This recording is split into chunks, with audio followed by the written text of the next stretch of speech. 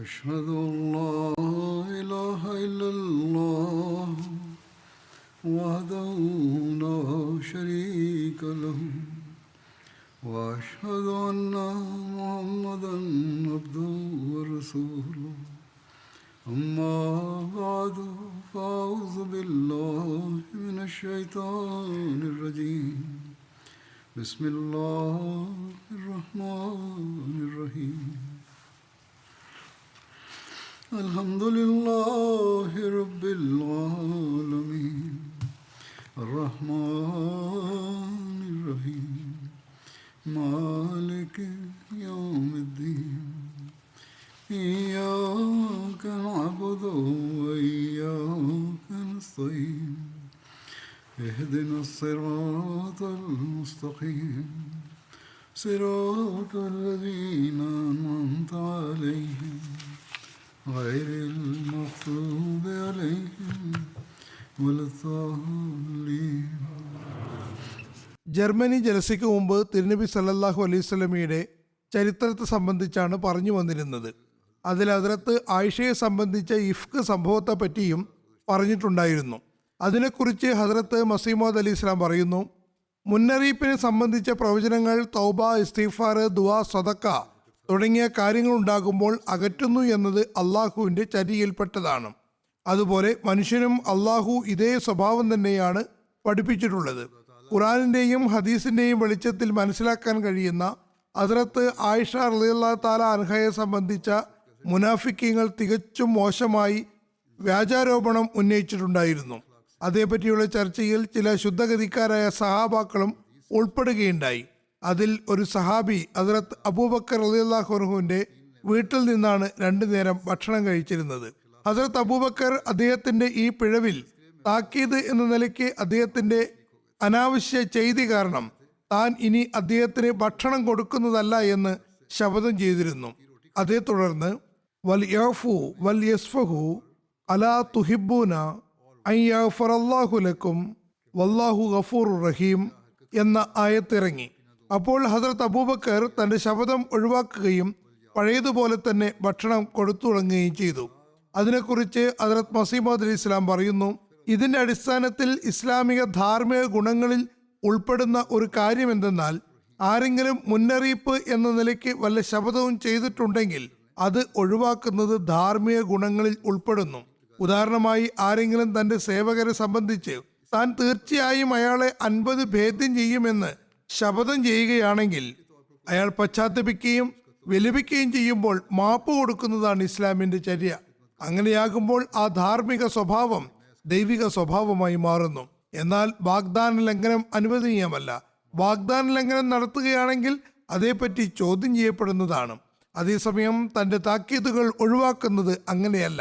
ഹദ്റത്ത് മീർസ ബഷീർ അഹമ്മദ് സാഹിബ് സീറത്ത് ഖാത്തമുൻ നബിയീൻ എന്ന പുസ്തകത്തിൽ ഇഫ്ക് സംഭവം ബുഖാരിയുടെ നിവേദനങ്ങളുടെ വെളിച്ചത്തിൽ വിവരിച്ചിട്ടുണ്ട്. അത് സംബന്ധിച്ച് അദ്ദേഹം എഴുതുന്നു, ഇത് സംബന്ധിച്ച് ഈ നിവേദനം എല്ലാ നിവേദനങ്ങളെക്കാളും വിശദീകരണമുള്ളതും ബന്ധമുള്ളതും ആകുന്നു. മറ്റ് നിവേദകരുടെ നിവേദനങ്ങളിൽ നിന്ന് വെവ്വേറെ കഷ്ണങ്ങളായി കിട്ടുന്ന കാര്യങ്ങൾ ഈ നിവേദനത്തിൽ ഒന്നിച്ചു കൂട്ടിയിരിക്കുന്നു. കൂടാതെ ഈ നിവേദനത്തിൽ തിരുനബി സല്ലല്ലാഹു അലൈഹി വസല്ലമയുടെ കുടുംബജീവിതത്തിലും വളരെ നല്ല നിലയിൽ വെളിച്ചം വീശുന്നുണ്ട്. അതിനെ ഒരു ചരിത്രകാരനും അവഗണിക്കാൻ സാധ്യമല്ല. യാഥാർത്ഥ്യത്തിന്റെ അടിസ്ഥാനത്തിലും ഈ നിവേദനം സംശയങ്ങൾക്ക് യാതൊരു തരത്തിലും ഇടം തരാത്ത ഉന്നതമായ തലത്തിലുള്ളതാണ്. അതേസമയം എത്രമാത്രം ഭയാനകമായ ഒരു ഫിത്നയായിരുന്നു മുനാഫിക്കീങ്ങൾ പഠിച്ചുണ്ടാക്കിയത് എന്നതാണ് ഏറെ ചിന്തനീയമായ കാര്യം. ഇതിൽ ചാരിത്രവതിയും വളരെ ഭയഭക്തിയും പരിശുദ്ധയുമായ ഒരു സ്ത്രീയുടെ ചാരിത്രത്തെ മാത്രമല്ല ആക്രമിക്കുന്നത്, മറിച്ച് അതിൻ്റെ വലിയൊരു ഉദ്ദേശം നേർക്കുനേരെ തിരുനബി സല്ലല്ലാഹു അലൈഹി വസല്ലമയുടെ അന്തസ്സിന് കോട്ടം തട്ടിക്കുകയും അങ്ങനെ ഇസ്ലാമിക സമൂഹത്തിൽ വളരെ ഭയാനകമായ ഒരു കോളിളക്കം സൃഷ്ടിക്കുകയുമായിരുന്നു. മുനാഫിക്കീങ്ങൾ ഈ നീചവും നികൃഷ്ടവുമായ ആരോപണത്തെ ചർച്ചാ വിഷയമാക്കി. അങ്ങനെ ചില ശുദ്ധഗതിക്കാരായ അതേസമയം സത്യസന്ധരുമായ മുസ്ലിങ്ങൾക്കും അക്കൂട്ടരുടെ അളവുകോൽ അനുസരിച്ച് കാലിടറുകയുണ്ടായി. അവരുടെ വഞ്ചനയിൽ അകപ്പെട്ടു. അതിൽ Hassan bin Sabit, Zainab bin ജേഷിന്റെ സഹോദരി ഹംന ബിൻ ജേഷ്, മുസ്തഹ ബിൻ അസാസ എന്നിവരുടെ പേരുകൾ പ്രത്യേകമായും പരാമർശിക്കപ്പെട്ടിട്ടുണ്ട്. എന്നാൽ ഹദ്റത്ത് ആയിഷ തന്റെ ഉന്നതമായ ധാർമ്മിക ബോധമനുസരിച്ച് അവർക്കെല്ലാം മാപ്പ് കൊടുത്തു. അവരെ സംബന്ധിച്ച് ഒരിക്കലും ഇവരോട് മനസ്സിൽ വെറുപ്പ് വെച്ചു പുലർത്തിയില്ല. ഒരു നിവേദനത്തിൽ പറയുന്നു, ഇതിനുശേഷം ഹസ്സാൻ ബിൻ സാബിത്ത് കാണാൻ വരുമ്പോൾ ഹദ്രത്ത് ആയിഷ വളരെ നല്ല നിലയിൽ അവരെ സ്വീകരിച്ചിട്ടുണ്ടായിരുന്നു. ഒരിക്കൽ ഹദ്രത്ത് ആയിഷയുടെ സമക്ഷത്തിൽ അദ്ദേഹം എത്തി. ആ സമയത്ത് മസ്റൂഖ് എന്നു പേരുള്ള ഒരു മുസ്ലിമും അവിടെ ഉണ്ടായിരുന്നു. മസ്റൂഖ് വളരെ അത്ഭുതപ്പെട്ടുകൊണ്ട് പറഞ്ഞു, ഹസ്സാനും അങ്ങയുടെ സൗദത്തിലേക്ക് വരാൻ അനുവാദം കൊടുക്കുന്നുവോ?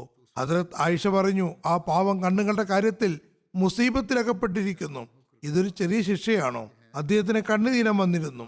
തുടർന്ന് ഹദ്രത്ത് ആയിഷ പറഞ്ഞു, ഹസ്സാൻ തിരുനബി സല്ലല്ലാഹു അലൈഹി വസല്ലമയെ അനുകൂലിച്ചുകൊണ്ട് പറഞ്ഞിട്ടുള്ള കവിതകളെ എനിക്കൊരിക്കലും വിസ്മരിക്കാൻ സാധ്യമല്ല.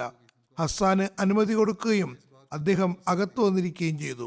തുടർന്ന് ഹദ്രത്ത് ആയിഷയെ പ്രകീർത്തിച്ചുകൊണ്ട് അദ്ദേഹം ഈ ഈരടികൾ ചൊല്ലി, ഹസ്സാനുൻ റസാനുൻ മാ തുസന്നു ബിറീബത്തിൻ വതുസ്ബിഹു ഗർഷ മിൻ ലഹൂമിൽ ഗവാഫിലി. അതായത് അവർ വളരെ ചാരിത്രവതിയും പരിശുദ്ധയും ബുദ്ധിയും വിവേകവുമുള്ള മഹിളയാകുന്നു. അവരുടെ സ്ഥാനം എല്ലാ സംശയങ്ങൾക്കും അതീതമാകുന്നു. അവരൊരിക്കലും തന്നെ അശ്രദ്ധരും പാപരഹിതരുമായ സ്ത്രീകളുടെ പച്ചമാംസം ഭക്ഷിക്കുന്നില്ല. അതായത് അവർക്ക് മേൽ വ്യാജാരോപണം ഉന്നയിക്കുകയോ അവരെപ്പറ്റി പരദൂഷണം പറയുകയോ ചെയ്യുന്നില്ല. ഹദ്രത്ത് ആയിഷ ഈ ഈരടികൾ കേട്ടപ്പോൾ പറഞ്ഞു, പക്ഷേ നിങ്ങളുടെ കാര്യം എന്താണ്? നിങ്ങൾക്ക് ഈ മേന്മയുടെ അവകാശിയാകാൻ കഴിഞ്ഞില്ല. അതായത് നിങ്ങൾ നിരപരാധിയായ എനിക്കെതിരെ ആരോപണം ഉന്നയിക്കുന്നവരുടെ കൂട്ടത്തിൽ ഉൾപ്പെട്ടു. ഹദ്രത്ത് മീർസ ബഷീർ അഹമ്മദ് സാഹിബ് കടുത്ത യാഥാസ്ഥികനായ വില്യം മുയർ ഉദ്ധരിച്ചുകൊണ്ട് എഴുതുന്നു, ഇയാളുടെ അറബി പാണ്ഡിത്യവും പക്ഷപാതവും നോക്കുക.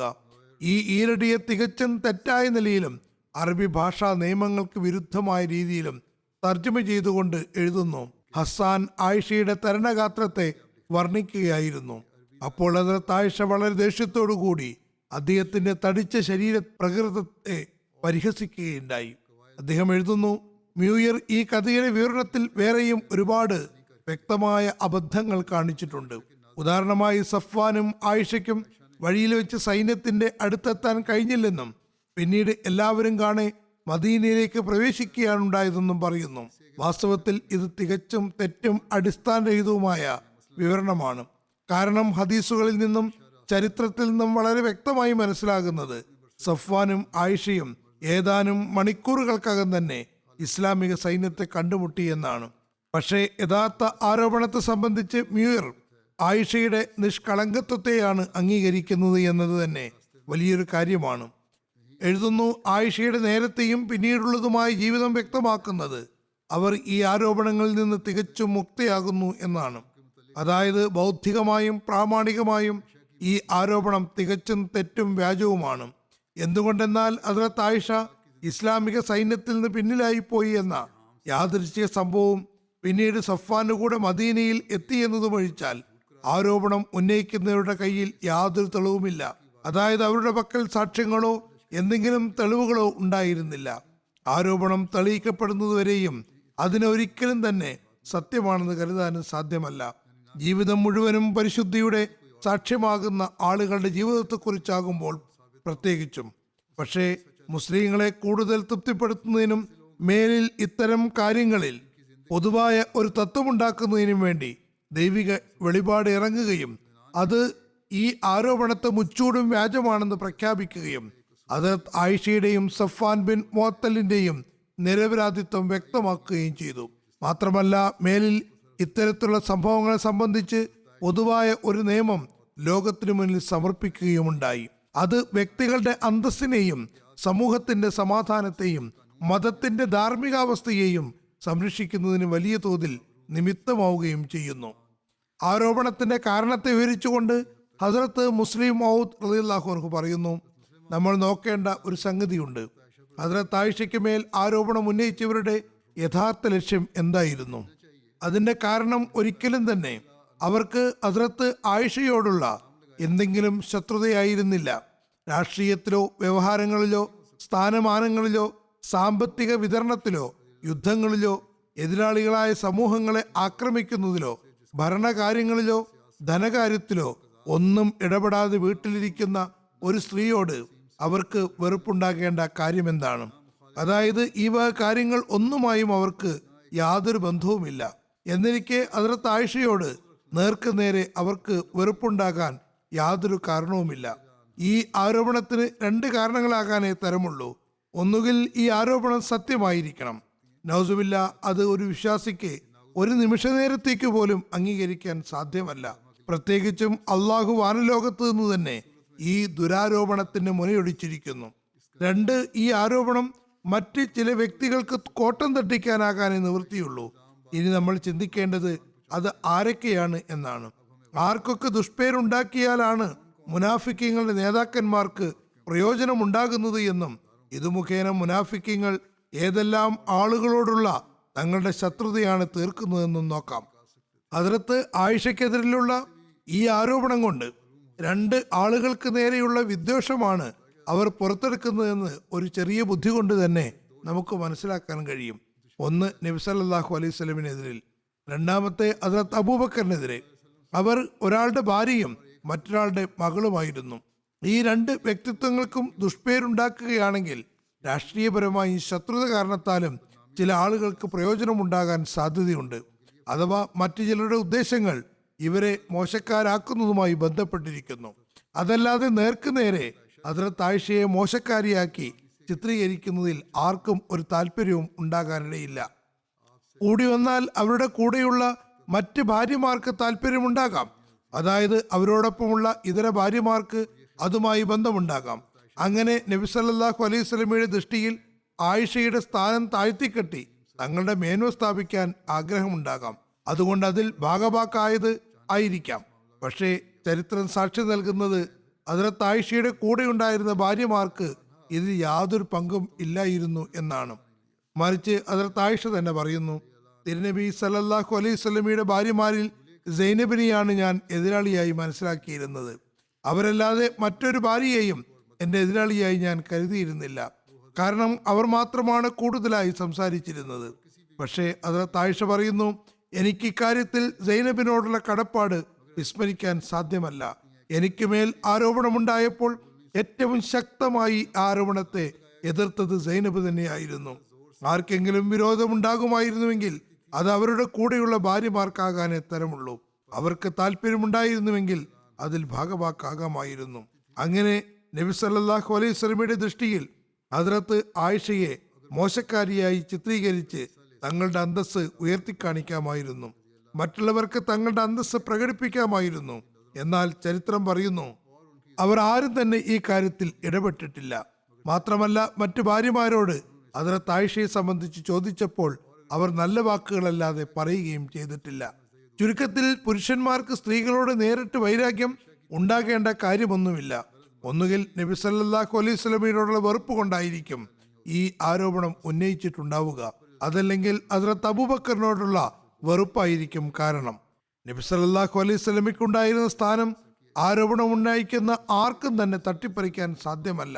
അവരുടെ മുന്നിലുണ്ടായിരുന്ന അസ്വസ്ഥത തിരുനബി സല്ലല്ലാഹു അലൈഹി വസല്ലമയ്ക്ക് ശേഷം തങ്ങളുടെ ലക്ഷ്യങ്ങൾ പൂർത്തിയാകുന്ന കാര്യത്തിൽ നഷ്ടപ്പെട്ടവരാകുമോ എന്നതായിരുന്നു. നബി സല്ലല്ലാഹു അലൈഹി വസല്ലമയുടെ ഖലീഫയാകാൻ ആരെങ്കിലും അർഹനായിട്ടുണ്ടെങ്കിൽ അത് ഹദ്റത്ത് അബൂബക്കർ മാത്രമാണെന്നും അവർ കാണുന്നുണ്ടായിരുന്നു. ഈ അപകടത്തെ മണത്തുകൊണ്ട് അവർ ഹദ്റത്ത് ആയിഷയ്ക്കെതിരെ ആരോപണം ഉന്നയിച്ചതാണ്. അങ്ങനെ തിരുനബി സല്ലല്ലാഹു അലൈഹി വസല്ലമയുടെ ദൃഷ്ടിയിൽ ഹദ്റത്ത് ആയിഷയെ മോശക്കാരിയാക്കാനും തുടർന്ന് ഹദ്റത്ത് അബൂബക്കറിന് മുസ്ലിങ്ങൾക്കിടയിൽ ഉണ്ടായിരുന്ന സ്ഥാനം ഇല്ലാതാകുമെന്നും മുസ്ലിങ്ങൾ അദ്ദേഹത്തോട് നീരസമുള്ളവരാകുമെന്നും അദ്ദേഹത്തോടുള്ള ആദരവ് ഉപേക്ഷിക്കുന്നവരാകുമെന്നും അവർ ആഗ്രഹിച്ചു. അങ്ങനെ നബി സല്ലല്ലാഹു അലൈഹി വസല്ലമയ്ക്ക് ശേഷം ഹദ്റത്ത് അബൂബക്കർ ഖലീഫയാകുന്നതിനുള്ള വഴി പൂർണ്ണമായും അടയ്ക്കുകയായിരുന്നു അവരുടെ ലക്ഷ്യം. അതുകൊണ്ടാണ് അള്ളാഹു വിശുദ്ധ ഖുർആനിലെ സൂറ നൂറിൽ ഹദ്റത്ത് ആയിഷയ്ക്ക് മേലുള്ള ആരോപണത്തെക്കുറിച്ചുള്ള സംഭവത്തിന് ശേഷം ഖിലാഫത്ത് സംബന്ധിച്ച് പരാമർശിച്ചിരിക്കുന്നത്.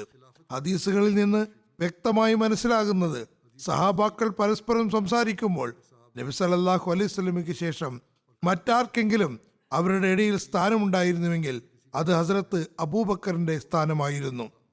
ഹദീസുകളിൽ പറയുന്നു, നബി സല്ലല്ലാഹു അലൈഹി വസല്ലം ഒരിക്കൽ ഹസ്രത്ത് ആയിഷയോട് പറഞ്ഞു, ആയിഷ, ഞാൻ ആഗ്രഹിക്കുന്നത് അബൂബക്കറിനെ എനിക്ക് ശേഷം നാമനിർദ്ദേശം ചെയ്യണമെന്നാണ്.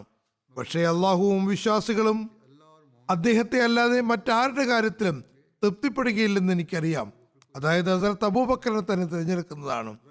ചുരുക്കത്തിൽ സഹാബാക്കൾ നബി സല്ലല്ലാഹു അലൈഹി വസല്ലമയ്ക്ക് ശേഷം മറ്റാർക്കെങ്കിലും സ്ഥാനമുണ്ടെങ്കിൽ അത് ഹസരത്ത് അബൂബക്കറിനാണെന്നും അദ്ദേഹം മാത്രമാണ് തിരുനബി സല്ലല്ലാഹു അലൈഹി വസല്ലമയുടെ ഖലീഫയാകാൻ യോഗ്യനെന്നും കരുതിയിരുന്നു.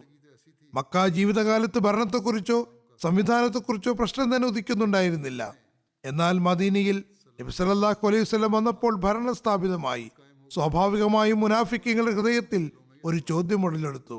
നബി സല്ലല്ലാഹു അലൈഹി വസല്ലമയ്ക്ക് ശേഷം ആരെങ്കിലും ഖലീഫയായി ഇസ്ലാമിക സംവിധാനം നീണ്ടുപോകുമോ എന്നും അങ്ങനെ തങ്ങൾ എന്നേക്കുമായി നഷ്ടപ്പെട്ടവരായി പോകുമോ എന്നും അവർ ശങ്കിച്ചു. എതിരാളികളായിരുന്ന ആളുകൾ നബി സല്ലല്ലാഹു അലൈഹി വസല്ലം മദീനയിൽ വന്നതോടുകൂടി തങ്ങളുടെ ഒരുപാട് പ്രതീക്ഷകൾ നഷ്ടപ്പെട്ടതായി കരുതി. ചരിത്രത്തിൽ നിന്ന് മനസ്സിലാകുന്നു, മദീനയിൽ ഉണ്ടായിരുന്ന അറബികളുടെ ഔസ്, ഖദർജ് എന്നീ രണ്ട് പ്രബല ഗോത്രങ്ങൾ എപ്പോഴും യുദ്ധം ചെയ്തുകൊണ്ട് രക്തച്ചൊരിച്ചിൽ നടത്തിക്കൊണ്ടിരുന്നു. യുദ്ധങ്ങൾ കാരണം തങ്ങളുടെ ഗോത്രങ്ങളുടെ മേൽക്കോയ്മ മാഞ്ഞുപോയിക്കൊണ്ടിരിക്കുകയാണെന്ന് കണ്ടപ്പോൾ അവർ പരസ്പരം രഞ്ജിപ്പിലാകാമെന്നും പരസ്പരം ഐക്യത്തോടെ വർത്തിക്കാമെന്നും ആരെങ്കിലും ഒരാളെ തങ്ങളുടെ നേതാവാക്കാമെന്നും തീരുമാനിച്ചു. അങ്ങനെ ഔസും ഖദർജും പരസ്പരം ഐക്യത്തിലാവുകയും അബ്ദുല്ലാഹ് ബിൻ ഉബയ്യ് ബിൻ സുലൂലിനെ മദീനയുടെ രാജാവാക്കാമെന്ന് തീരുമാനിക്കുകയും ചെയ്തു. ഈ തീരുമാനത്തിന് ശേഷം അവർ തയ്യാറെടുപ്പുകൾ ആരംഭിക്കുകയും അബ്ദുല്ലാഹ് ബിൻ ഉബയ്യ് ബിൻ സുലൂലിന് വേണ്ടി കിരീടമുണ്ടാക്കാൻ ഓർഡർ നൽകുകയും ചെയ്തിരുന്നു. ഇതിനിടയിൽ കുറച്ച് ഹാജിമാർ മക്കയിൽ നിന്ന് തിരിച്ചു വരികയും അവസാന കാലഘട്ടത്തിലെ നബി മക്കയിൽ വെളിപ്പെട്ടിരിക്കുന്നു എന്നും തങ്ങൾ അദ്ദേഹത്തിന് ബയ്യത്ത് ചെയ്തിരിക്കുന്നു എന്നും വിളംബരപ്പെടുത്തുകയുണ്ടായി.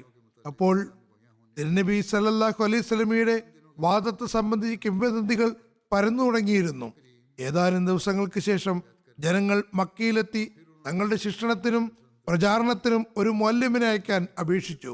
അങ്ങനെ തിരുനബി സല്ലല്ലാഹു അലൈഹി വസല്ലം ഒരു സഹാബിയെ മുബല്ലിഗായി അയച്ചു. മദീനയിൽ നിരവധി പേർ ഇസ്ലാമിലേക്ക് പ്രവേശിച്ചു. ആ ദിവസങ്ങളിൽ മക്കയിൽ തിരുനബി സല്ലല്ലാഹു അലൈഹി വസല്ലമയ്ക്കും സഹാബത്തിനും ഒരുപാട് പ്രയാസങ്ങൾ ഉണ്ടായിരുന്നു. അതുകൊണ്ട് മദീനക്കാർ ആ മഹാത്മാവിനോട് മദീനയിലേക്ക് വരാൻ അപേക്ഷിക്കുകയുണ്ടായി. തുടർന്ന് നബി സല്ലല്ലാഹു അലൈഹി വസല്ലം സഹാബാക്കളോടൊപ്പം മദീനയിലേക്ക് എത്തി. അബ്ദുല്ലാഹ് ബിൻ ഉബയ്യ് ബിൻ സുലൂലിനു വേണ്ടി തയ്യാറായിക്കൊണ്ടിരുന്ന കിരീടം പാതി വഴിയിലായി. കാരണം മദീനക്കാർക്ക് ഇരു ലോകത്തിന്റെയും രാജാവിനെയാണ് കിട്ടിയത്. അതുകൊണ്ട് അവർക്ക് മറ്റൊരു രാജാവിന്റെയും ആവശ്യമില്ലായിരുന്നു. Abdullah bin Ubayy bin Salul തന്റെ രാജാധികാരത്തിനുള്ള സകല സാധ്യതകളും നഷ്ടപ്പെടുന്നതായി കണ്ടപ്പോൾ വളരെ കോപാകുലനായി. പ്രത്യക്ഷത്തിൽ അയാൾ മുസ്ലിമായെങ്കിലും എപ്പോഴും ഇസ്ലാമിൽ ഛിദ്രതയുണ്ടാക്കാൻ ശ്രമിച്ചുകൊണ്ടിരുന്നു. കാരണം മറ്റൊന്നും തന്നെ ചെയ്യാൻ അയാൾക്ക് കഴിയുമായിരുന്നില്ല. അതുകൊണ്ട് അയാളുടെ ഹൃദയത്തിൽ എന്തെങ്കിലും ആഗ്രഹം ഉണ്ടാവുകയാണെങ്കിൽ തന്നെ അത് നബി സല്ലല്ലാഹു അലൈഹി വസല്ലം മരണപ്പെടണമെന്നും തനിക്ക് മദീനയുടെ രാജാവാകണം എന്നതും മാത്രമായിരുന്നു. എന്നാൽ അള്ളാഹു അയാളുടെ ഈ ആഗ്രഹത്തെയും നഷ്ടമാക്കി. കാരണം അയാളുടെ മകൻ വളരെ ആത്മാർത്ഥതയുള്ള ആളായിരുന്നു. അതായത് അയാൾ രാജാവാകണമെങ്കിൽ പോലും അയാൾക്ക് ശേഷം ഭരണാധികാരം ഇസ്ലാമിലേക്ക് തന്നെ വന്നു ചേരുമായിരുന്നു. കൂടാതെ അള്ളാഹു മറ്റു രീതിയിലും അയാൾക്ക് ക്ഷീണമുണ്ടാക്കി. മുസ്ലിങ്ങളിൽ ഒരു പുതിയ സംവിധാനം ഉടലെടുത്തപ്പോൾ അയാൾ തിരുനബി സല്ലല്ലാഹു അലൈഹി വസല്ലമയോട് വിവിധ ചോദ്യങ്ങൾ ഉന്നയിക്കാൻ തുടങ്ങി. ഇസ്ലാമിന്റെ ഭരണരീതി എന്തായിരിക്കും? താങ്കൾക്ക് ശേഷം ഇസ്ലാമിന് എന്ത് സംഭവിക്കും? അപ്പോൾ മുസ്ലിങ്ങൾ എന്താണ് ചെയ്യേണ്ടത്? മുസ്ലിങ്ങളുടെ ഭരണം ഈ രീതിയിൽ സ്ഥാപിതമായാൽ തനിക്കതിൽ യാതൊരു പങ്കും ഉണ്ടാകില്ലെന്ന് കണ്ട അബ്ദുല്ലാഹ് ബിൻ ഉബയ്യ് ബിൻ സുലൂൽ അതിനെ തടയാൻ ആഗ്രഹിക്കുകയുണ്ടായി. അങ്ങനെ ചിന്തിച്ചപ്പോൾ ഇനി ആർക്കെങ്കിലും ഇസ്ലാമിക ഭരണത്തെ ഇസ്ലാമിക തത്വങ്ങൾക്ക് വിധേയമായി നിലനിർത്താൻ കഴിയുമെങ്കിൽ അത് ഹദരത്ത് അബൂബക്കറിന് മാത്രമാണെന്നും നബി സല്ലല്ലാഹു അലൈഹി വസല്ലമിന് ശേഷം മുസ്ലിങ്ങളുടെ ദൃഷ്ടി അദ്ദേഹത്തിലേക്കാണ് നീളുന്നതെന്നും അവർ അദ്ദേഹത്തെ തങ്ങളെക്കാളും ആദരണീയനാണെന്ന് മനസ്സിലാക്കുന്നുവെന്നും അയാൾക്ക് ബോധ്യമായി. അദ്ദേഹത്തെ അപമാനിച്ചുകൊണ്ട് ജനങ്ങളുടെ ദൃഷ്ടിയിൽ അദ്ദേഹത്തെ വീഴ്ത്തുകയാണ് തനിക്ക് നല്ലതെന്നും മാത്രമല്ല അങ്ങനെ അദ്ദേഹം തിരുനബിയുടെ ദൃഷ്ടിയിലും വീണുപോകും എന്നും അയാൾ കരുതി. ഈ ദുർവിചാരം പൂർത്തിയാക്കുന്നതിനുള്ള അവസരം അയാൾക്ക് കിട്ടിയത് ഹദ്റത്ത് ആയിഷ ഒരു യുദ്ധത്തിൽ പിന്നിലായിപ്പോയ സന്ദർഭത്തിലായിരുന്നു. ആ ദുർഭകൻ അവർക്കെതിരിൽ വളരെ മോശമായ ആരോപണങ്ങൾ ഉന്നയിച്ചു. അത് ഖുർആൻ സൂചനാരൂപത്തിൽ വിവരിക്കുന്നുണ്ട്. പക്ഷേ ഹദീസുകളിൽ അതിന്റെ വിശദീകരണവും ലഭ്യമാണ്. അബ്ദുല്ലാഹ് ബിൻ ഉബയ്യ് ബിൻ സുലൂൽ ഇങ്ങനെ ഹദ്റത്ത് അബൂബക്കറിനെ ജനദൃഷ്ടിയിൽ മോശക്കാരനാക്കാമെന്നും നബി സല്ലല്ലാഹു അലൈഹി വസല്ലമയുമായുള്ള അദ്ദേഹത്തിന്റെ ബന്ധം വഷളാക്കാമെന്നും അങ്ങനെ ഈ സംവിധാനത്തിനിടയിൽ വിള്ളലുണ്ടാകുമെന്നും അയാൾ കരുതി. അത് സ്ഥാപിതമാവുകയാണെങ്കിൽ തന്റെ പ്രതീക്ഷകൾ ഇല്ലാതാകുമെന്നും ചിന്തിച്ചു. കാരണം മുനാഫിക്കീങ്ങൾ തങ്ങളുടെ മരണം വളരെ വിദൂരതയിലാണെന്ന് കരുതുന്നു. അതേസമയം മറ്റുള്ളവരുടെ മരണത്തെക്കുറിച്ച് കണക്കു കൂട്ടിക്കൊണ്ടിരിക്കുകയും ചെയ്യുന്നു. ഇക്കാര്യത്തിൽ അബ്ദുള്ള തന്റെ മരണം വളരെ വിദൂരത്തിലാണെന്ന് കരുതി. നബി സല്ലല്ലാഹു അലൈഹി വസല്ലമിന്റെ ജീവിതകാലത്ത് തന്നെ അയാൾ വളരെ ദുരിതം പേറി മരിക്കുമെന്ന് ഒരിക്കലും കരുതിയില്ല. നബി സല്ലല്ലാഹു അലൈഹി വസല്ലം മരണപ്പെട്ടാൽ തനിക്ക് അറബികളുടെ രാജാവാകാമെന്ന് അയാൾ ചിന്തിച്ചു കൊണ്ടിരുന്നു. എന്നാൽ ഹദ്റത്ത് അബൂബക്കറിന്റെ നന്മയും ഭയഭക്തിയും ശ്രേഷ്ഠതയും മുസ്ലിങ്ങൾ അംഗീകരിച്ചു വരുന്നതായും അയാൾ കാണുന്നുണ്ടായിരുന്നു. നബി സല്ലല്ലാഹു അലൈഹി വസല്ലം നമസ്കരിക്കാൻ എത്താത്തപ്പോൾ ഹദ്റത്ത് അബൂബക്കറാണ് നബി സല്ലല്ലാഹു അലൈഹി വസല്ലമയുടെ സ്ഥാനത്ത് നമസ്കരിപ്പിച്ചത്. നബി സല്ലല്ലാഹു അലൈഹി വസല്ലമയോട് എന്തെങ്കിലും മതവിധി ചോദിക്കാൻ കഴിയാതെ വരുമ്പോൾ മുസ്ലിങ്ങൾ ഹദ്റത്ത് അബൂബക്കറിനോടാണ് ചോദിച്ചിരുന്നത്. ഇതെല്ലാം കണ്ടപ്പോൾ രാജാവാകാൻ കൊതിച്ചുകൊണ്ടിരുന്ന അബ്ദുല്ലാ ബിൻ ഉബയ്യ് ബിൻ സുലൂലിന് കടുത്ത ആശങ്കയായി. അയാൾ അതിനൊരു പരിഹാരം ആഗ്രഹിച്ചു. അങ്ങനെ പരിഹാരം എന്ന നിലയ്ക്ക് ഹദ്റത്ത് അബൂബക്കറിന്റെ പ്രശസ്തിയും മഹത്വവും ശ്രേഷ്ഠതയും മുസ്ലിങ്ങളുടെ ദൃഷ്ടിയിൽ നിന്ന് ഇല്ലാതാക്കുന്നതിനും അയാൾ ഹദ്റത്ത് ആയിഷയ്ക്കെതിരിൽ ആരോപണം ഉന്നയിച്ചു. അങ്ങനെ ഹദ്റത്ത് ആയിഷയ്ക്കെതിരിൽ ആരോപണം ഉന്നയിക്കുമ്പോൾ നബി സല്ലല്ലാഹു അലൈഹി വസല്ലമിന് ആയിഷയോട് വെറുപ്പുണ്ടാകുമെന്നും ഹദ്റത്ത് ആയിഷയോടുള്ള വെറുപ്പ് കാരണം ഹദ്റത്ത് അബൂബക്കറിന് നബി സല്ലല്ലാഹു അലൈഹി വസല്ലമിന്റെയും മുസ്ലിങ്ങളുടെയും ദൃഷ്ടിയിലുള്ള അന്തസ്സിൽ കുറവ് വരുമെന്നും അങ്ങനെ പിന്നീട് അദ്ദേഹം ഖലീഫയാകുന്നതിനുള്ള സാധ്യത പോലും ഉണ്ടാകില്ല എന്നും അയാൾ കരുതി. ഹദ്റത്ത് മുസ്ലിം മൗദ് ഇഫ്ക് സംഭവത്തിന് ഹദ്റത്ത് അബൂബക്കറിന്റെ ഖിലാഫത്തുമായുള്ള ബന്ധത്തെ വിവരിച്ചുകൊണ്ട് തുടർന്നെഴുതുന്നു. സൂറ നൂറിന്റെ പ്രാരംഭം മുതൽ അവസാനം വരെയും ഒരേ വിഷയമാണ് വിവരിച്ചിട്ടുള്ളത്. ഏറ്റവും ആദ്യം ഹദ്റത്ത് ആയിഷയ്ക്കെതിരെ ഉയർന്ന ആരോപണമാണുള്ളത്. ഹദ്റത്ത് ആയിഷയ്ക്കെതിരിൽ ആരോപണം ഉന്നയിച്ചവരുടെ യഥാർത്ഥ ലക്ഷ്യം ഹദ്റത്ത് അബൂബക്കറിനെ മോശക്കാരനായി ചിത്രീകരിക്കുകയും നബി സല്ലല്ലാഹു അലൈഹി വസല്ലമയുമായുള്ള അദ്ദേഹത്തിന്റെ ബന്ധത്തിൽ വിള്ളൽ വീഴ്ത്തുകയും അത് മുഖേന മുസ്ലിങ്ങളുടെ ദൃഷ്ടിയിൽ അദ്ദേഹത്തിന്റെ അന്തസ്സിന് കോട്ടം തട്ടിക്കുകയും നബി സല്ലല്ലാഹു അലൈഹി വസല്ലമയുടെ വഫാത്തിന് ശേഷം അദ്ദേഹത്തിന് ഖലീഫയാകാനുള്ള അവസരം ഇല്ലാതാക്കുകയുമായിരുന്നു. കാരണം അബ്ദുല്ലാ ഇബ്നു ഉബയ്യ് ഇബ്നു സുലൂൽ നബി സല്ലല്ലാഹു അലൈഹി വസല്ലമയ്ക്ക് ശേഷം മുസ്ലിങ്ങളുടെ ദൃഷ്ടി ഹദ്റത്ത് അബൂബക്കറിലേക്ക് മാത്രമാണ് ഉയരുന്നത് എന്ന് കണ്ടിരുന്നു. അങ്ങനെ ഹദ്റത്ത് അബൂബക്കർ മുഖേന ഖിലാഫത്ത് സ്ഥാപിതമാവുകയാണെങ്കിൽ തൻ്റെ രാജാവാകാനുള്ള സ്വപ്നം ഒരിക്കലും പൂവണികയില്ലെന്ന് അബ്ദുല്ലാ ബിൻ ഉബയ്യ് ബിൻ സുലൂലിന് മനസ്സിലായി. അതുകൊണ്ട് അള്ളാഹു ഈ ആരോപണത്തിന്റെ തൊട്ടടുത്ത് തന്നെ ഖിലാഫത്തിനെ കുറിച്ച് പരാമർശിച്ചിരിക്കുന്നു. പറയുന്നു, ഖിലാഫത്ത് രാജാധികാരമല്ല, ഇത് ദൈവിക പ്രകാശത്തെ നിലനിർത്തുന്നതിനുള്ള മാർഗമാകുന്നു. അതുകൊണ്ട് അതിന്റെ സ്ഥാപനം അള്ളാഹു തന്റെ കൈകളിലാണ് വെച്ചിട്ടുള്ളത്. അത് നഷ്ടപ്പെടുക എന്നാൽ പ്രവാചക പ്രകാശവും ദൈവിക പ്രകാശവും നഷ്ടപ്പെടുക എന്നത് തന്നെയാണ്. അതുകൊണ്ട് ഈ പ്രകാശത്തെ അവൻ തീർച്ചയായും നിലനിർത്തുകയും താൻ ഇഷ്ടമുള്ളവരെ ഖലീഫയാക്കുകയും ചെയ്യും. മാത്രമല്ല, മുസ്ലിങ്ങളിൽ നിന്ന് ഒരാളെയല്ല പലരെയും ഖിലാഫത്ത് സ്ഥാനത്ത് അവരോധിച്ചുകൊണ്ട് ഈ പ്രകാശത്തിന്റെ കാലഘട്ടത്തെ ദീർഘിപ്പിക്കുന്നതാണെന്നും അവൻ വാഗ്ദാനം ചെയ്യുന്നു. നിങ്ങൾ ആക്ഷേപം ഉന്നയിക്കുന്നുവെങ്കിൽ ഉന്നയിച്ചു കൊള്ളുക. നിങ്ങൾക്ക് ഖിലാഫത്തിനെ ഇല്ലാതാക്കുന്നതിനോ അബൂബക്കറിനെ ഖിലാഫത്തിൽ നിന്ന് ഒഴിവാക്കാനോ സാധ്യമല്ല. കാരണം ഖിലാഫത്ത് ഒരു പ്രകാശമാകുന്നു. ആ പ്രകാശം ദൈവിക പ്രകടനത്തിനുള്ള ഒരു മാർഗമാകുന്നു. അതിനെ മനുഷ്യന് തന്റെ ഉപായങ്ങൾ മുഖേന എങ്ങനെ ഇല്ലാതാക്കാൻ കഴിയും? ഹദ്റത്ത് മസീഹ് മൗഊദ് അലൈഹി ഇസ്ലാം പറയുന്നു, പ്രവാചകന്മാരുടെ അവസ്ഥയും ഇതുതന്നെയാണ്. അള്ളാഹു ഏതെങ്കിലും കാര്യത്തെക്കുറിച്ച് അറിവ് നൽകുമ്പോൾ അവർ അതിൽ നിന്ന് പിന്മാറുകയോ അല്ലെങ്കിൽ അത് സ്വീകരിക്കുകയോ ചെയ്യുന്നു. നോക്കുക, ആയിഷ റളിയല്ലാഹു അൻഹയെ സംബന്ധിച്ച് ഇഫ്ക് ആരോപണമുണ്ടായപ്പോൾ തുടക്കത്തിൽ ഒരു അറിയിപ്പും ലഭ്യമായില്ല. എത്രത്തോളം എന്നാൽ ആയിഷ തന്റെ പിതാവിന്റെ വീട്ടിലേക്ക് പോവുകയുണ്ടായി. നബി സല്ലല്ലാഹു അലൈഹി വസല്ലമും അവരോട് പറഞ്ഞു, എന്തെങ്കിലും സംഭവിച്ചിട്ടുണ്ടെങ്കിൽ തൗബ ചെയ്യുക. ഈ സംഭവങ്ങൾ കാണുമ്പോൾ വ്യക്തമായി മനസ്സിലാകുന്ന കാര്യം തിരുനബി സല്ലല്ലാഹു അലൈഹി വസല്ലമയ്ക്ക് എത്രമാത്രം പരിഭ്രമം ഉണ്ടായിരുന്നു എന്നാണ്. എന്നാൽ ഒരു സമയം വരെയും അതിന്റെ രഹസ്യം തിരുനബി സല്ലല്ലാഹു അലൈഹി വസല്ലമയ്ക്ക് വെളിപ്പെട്ടില്ല.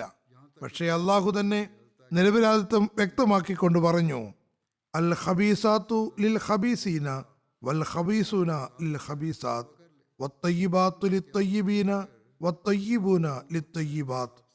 അപ്പോഴാണ് തിരുനബി സല്ലല്ലാഹു അലൈഹി വസല്ലമയ്ക്ക് ഇഫ്കിന്റെ യാഥാർത്ഥ്യം മനസ്സിലായത്. അതുകൊണ്ട് തിരുനബി സല്ലല്ലാഹു അലൈഹി വസല്ലമയുടെ പ്രൗഢിക്ക് വല്ല വ്യത്യാസവും വന്നുവോ?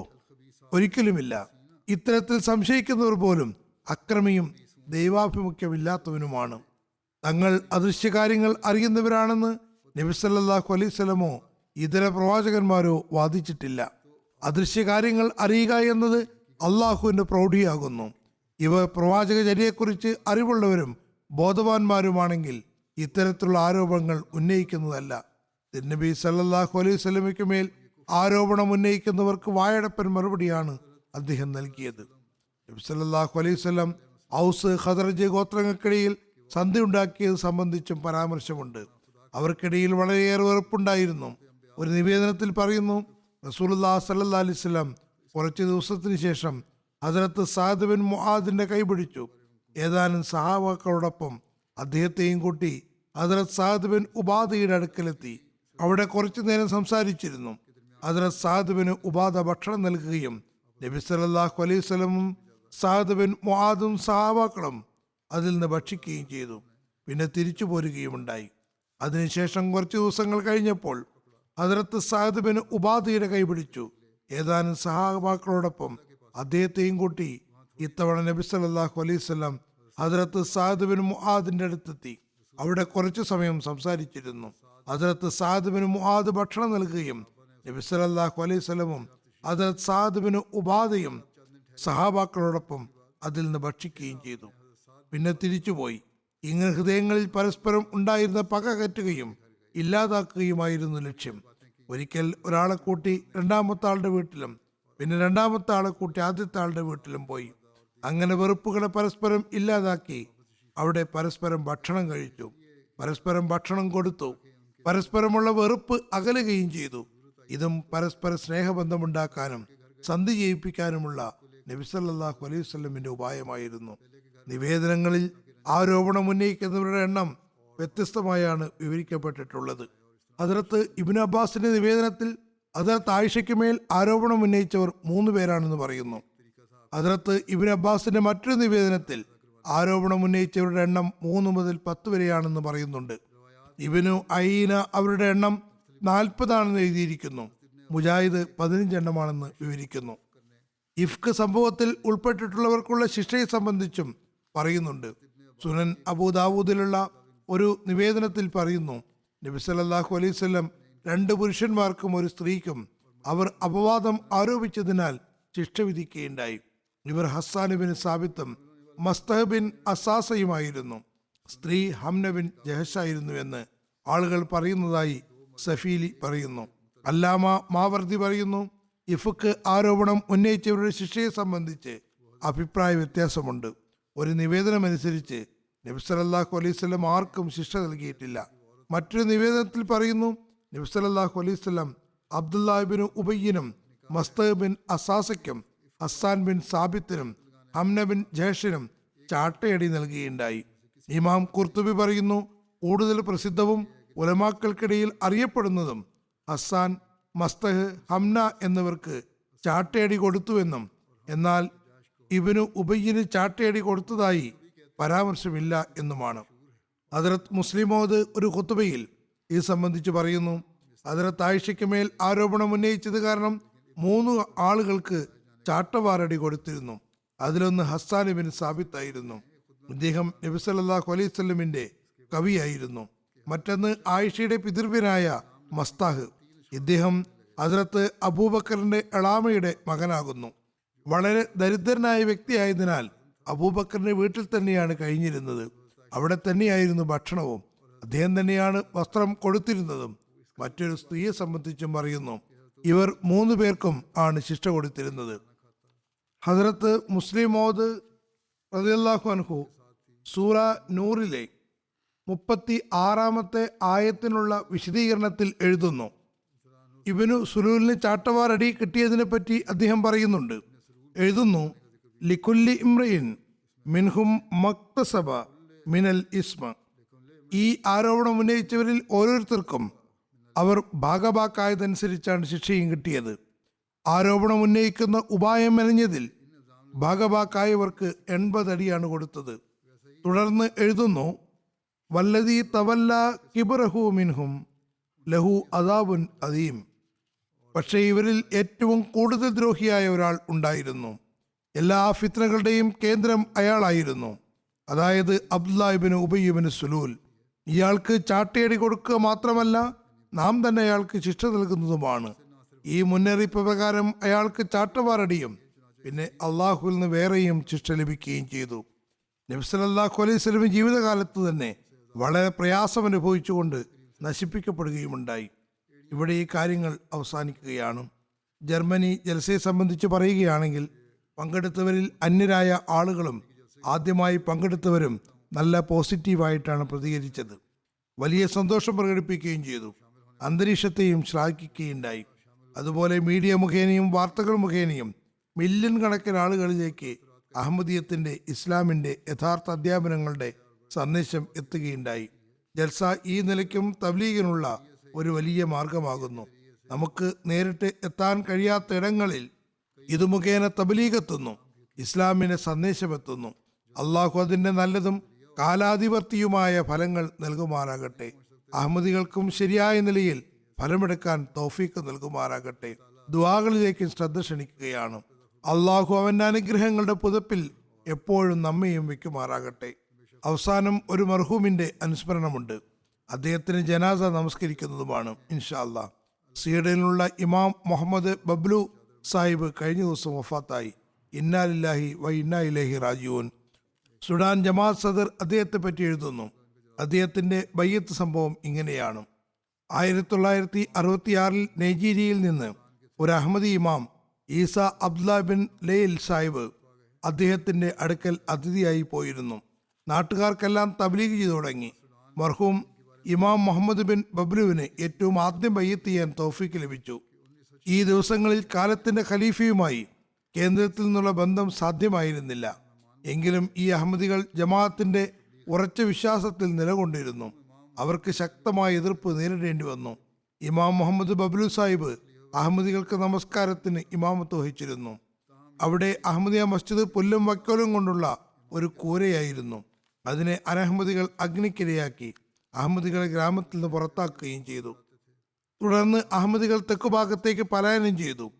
അവിടെയും അവർ പുല്ലും വക്കോലും കൊണ്ട് ഒരു ചെറിയ മസ്ജിദ് നിർമ്മിച്ചു. അവിടെയും ശത്രുതയുണ്ടായി. എതിരാളികൾ അഹമ്മദികളുടെ മസ്ജിദിന് തീയിട്ടു. അവിടെയൊന്നും പുറത്താക്കി. അഹമ്മദികളുടെ ഒരു വിഭാഗം അവിടെ നിന്ന് ഏതോ ഒരു ഭാഗത്തേക്ക് പോയി. മറ്റൊരു ഭാഗം നഗരത്തിലേക്കാണ് പോയത്. അക്കൂട്ടത്തിൽ ഇമാം ബബ്ലുവും ഉണ്ടായിരുന്നു. അവിടെ ഇവർ അബ്ദുല്ല ബിൻ ഔസ് ഖാസിം എന്ന ആളുടെ അതിഥിയായി താമസിച്ചു. അദ്ദേഹം ജാമിയ ബഖ്ത് റസായുടെ പ്രിൻസിപ്പളായിരുന്നു. പക്ഷെ അദ്ദേഹത്തിന്റെ കുടുംബക്കാർ എതിർപ്പ് പ്രകടിപ്പിച്ചു.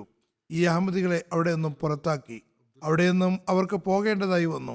അവസാനം അവർ നൈജീരിയയിൽ ഇമാം ഈസ അബ്ദുല്ല ബിൻ ലൈലയുടെ അടുക്കൽ പോകാൻ തീരുമാനിച്ചു. അദ്ദേഹം മുഖേനയാണ് ഇവർ അഹമ്മദികളായത്.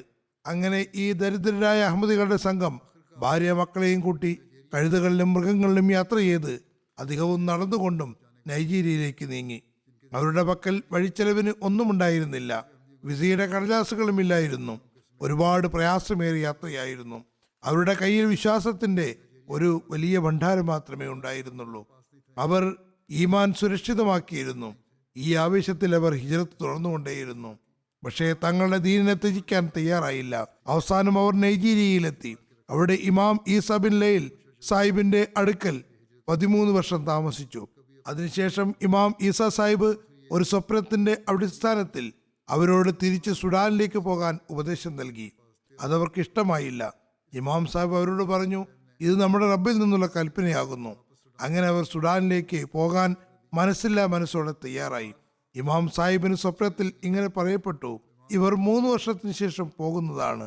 3 വർഷം പൂർത്തിയായപ്പോൾ ഈ അഹമ്മദികൾ തിരിച്ച് തങ്ങളുടെ നാട്ടിലേക്ക് പുറപ്പെട്ടു.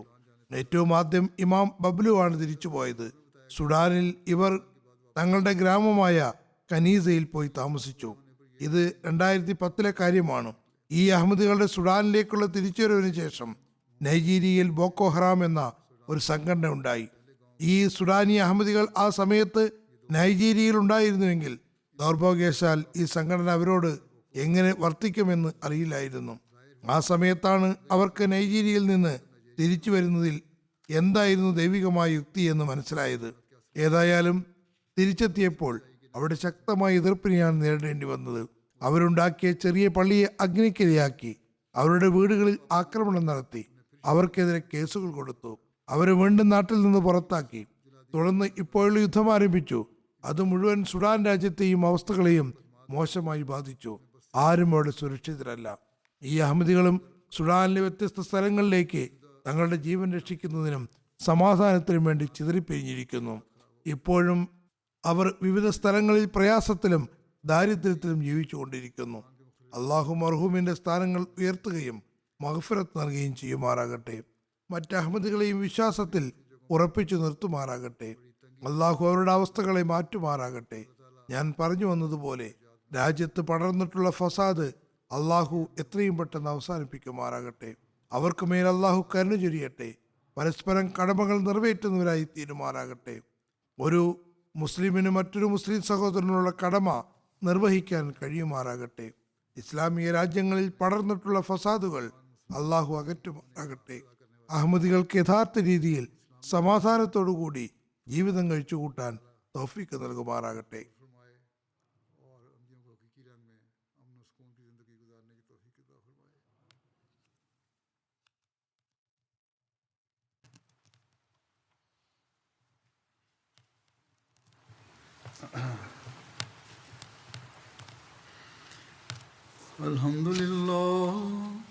الحمد لله نحمده ونستعينه ونستغفره ونؤمن به ونتوكل عليه ونعوذ بالله من شرور أنفسنا ومن سيئات أعمالنا من يهده الله فلا مضل له ومن يضلله فلا هادي له ونشهد أن لا إله إلا الله ونشهد أن محمدا عبده ورسوله عباد الله رحمكم الله إن الله يأمر بالعدل والإحسان وإيتاء ذي القربى وينهى عن الفحشاء والمنكر والبغي